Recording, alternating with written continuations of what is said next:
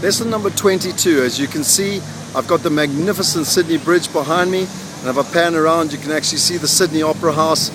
Lesson number 22 is about whether you invest for the typical person who actually lives in a city or whether you invest for tourists.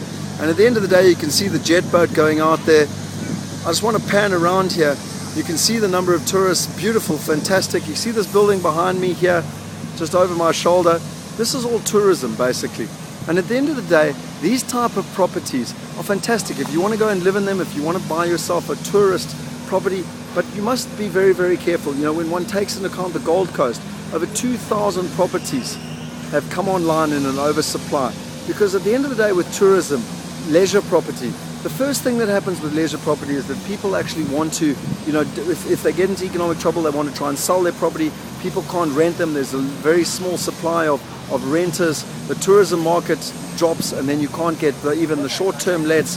And you know, that's what's happened in Dubai. That's what's happened on the Gold Coast. That's what's happened on the south coast of Natal, the north coast of Natal, and even the Eastern Cape and Cape Town.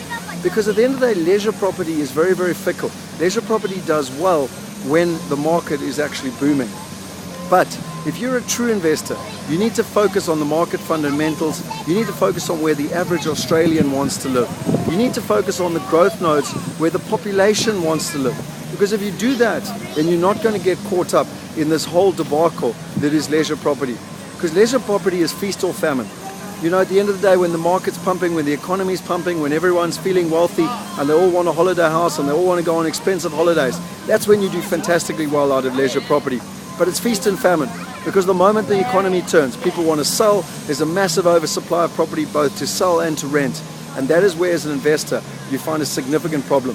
So, you know, my feeling is you don't want to be investing in one of these leisure properties behind. You need to be focusing on the other side of the bay here. You'll see, sorry, I just need to get my orientation. This side of the bay over here, that's all the residential property. Look, that's very expensive residential property, but that's where the average Aussies want to live. And it's not a sentiment to what is actually happening with regards to the market going up. You can see directly over my shoulder there, my brother actually used to live there when he was a doctor working here in Sydney. And because of that, when he actually came to rent, there were 25 other couples that were looking to rent an apartment in that suburb because it was close to the CBD. His hospital was just over there, North Shore Hospital, just by the bridge.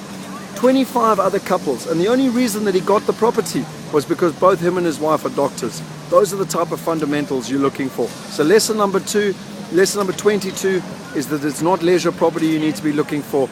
It's where the average person wants to live and work, where the average person wants to buy a property to live, and where the average person wants to rent. Thank you.